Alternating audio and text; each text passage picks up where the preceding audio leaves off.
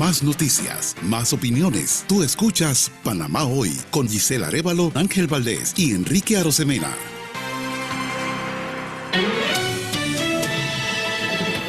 Entrevista de actualidad, Panamá Hoy.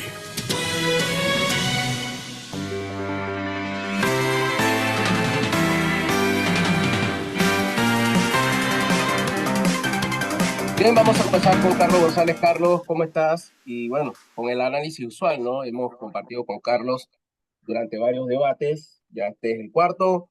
Escuchaba al señor Lombana, Carlos, que decía que no era un debate, que era un foro. ¿Qué tal te pareció este formato?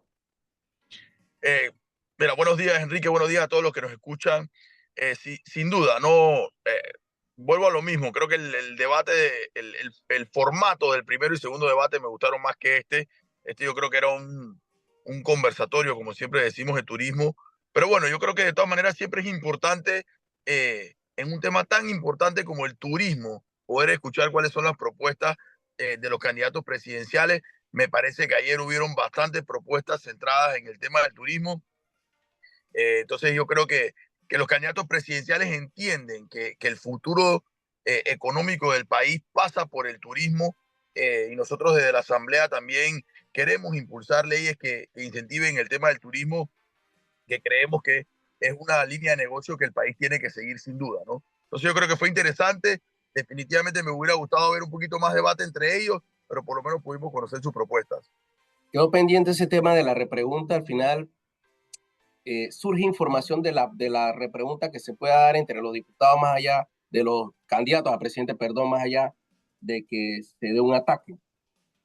Tiene que haber la repregunta. Yo soy fanático de la repregunta, porque me parece que el cuestionamiento a las propuestas es importante, porque no es solamente hablar de propuestas, es decir, cómo la vas a realizar y si tu propuesta es posible, porque si no, entonces aquí la gente va a empezar a prometer cualquier locura, y si no es cuestionado en un debate, puede salirse con la suya en el tema de poder proponer cualquier cosa. Entonces yo creo que la repregunta es importante, ese cuestionamiento es importante para poder saber cómo lo van a hacer y si es viable esta propuesta o no. Ahora se habló mucho de Prontour, está en el ojo de la tormenta. Muchos decían que había que aumentarle los fondos. La realidad es que Prontour no recibe ni siquiera lo acordado. Eh, ¿Qué puede darse también en cuanto a ese sector? Se habla de dualidad, no solo de dos instituciones. Anoche conversando con algunos expertos en este sector hablaban de cuatro. Eh, no hay una fórmula concreta, ¿no? En cuanto a marca país para el sector turismo. Yo creo que lo primero es que no hay una estrategia de cómo vender el país. Eso es lo primero. Lo segundo es cómo vamos a entonces a desarrollar esta estrategia. ¿Cuál institución va a ser? Debería ser el Ministerio de Turismo. Hay que centralizar el esfuerzo en materia de turismo en una sola institución, y hay que dotarla de recursos, porque ese recurso es un recurso de inversión.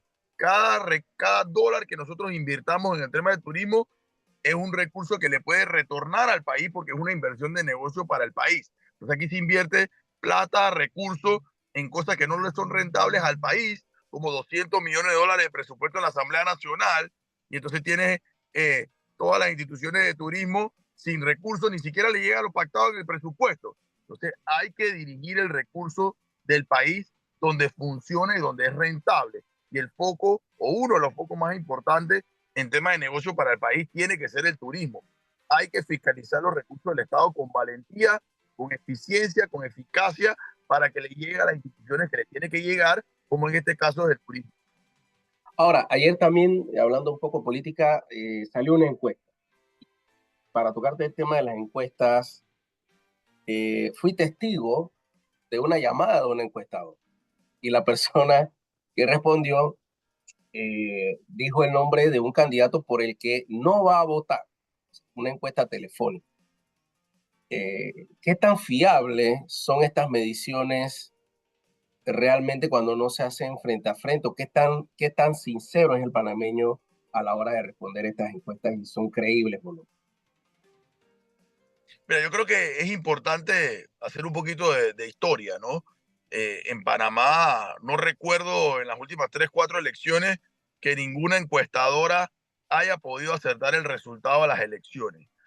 Incluso ya es de fama panameña que el que va de primero en las encuestas termina perdiendo o termina ganando por muy poco margen, ¿no?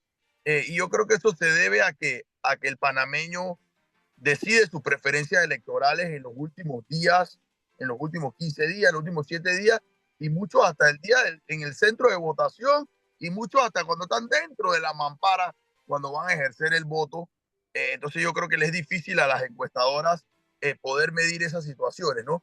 Y por otro lado, este es un país muy presidencialista, donde el gobierno tiene mucho poder y la gente no se atreve a expresar libremente cuál es su preferencia electoral por miedo a algún tipo de represalia de la Junta Comunal, del diputado, del alcalde o de algún miembro del partido político. Entonces, yo creo que la gente no le dice realmente la verdad a las encuestas y yo creo que por eso las encuestas históricamente en Panamá se han venido equivocando desde el año 94 hacia acá. Entonces, aunque las encuestas son un reflejo del momento, no siempre ese reflejo es real, porque la gente no le da la veracidad a la encuesta que debería o no le dice las cosas de manera concreta. Entonces yo creo que le corresponde a cada campaña política, independientemente de cómo aparezcan las encuestas, es seguir haciendo su trabajo, seguir recorriendo, seguir llevando su propuesta. Esto se gana el día de las elecciones, esto no se ganó ayer con ninguna encuesta, esto se gana el 5 de mayo después de las 4 de la tarde cuando se cuentan los votos. Bueno, Carlos, estamos pendientes entonces de ver cómo va avanzando este proceso político. Muchas gracias. Muchas gracias, Enrique. Un abrazo a todos. Cómo no.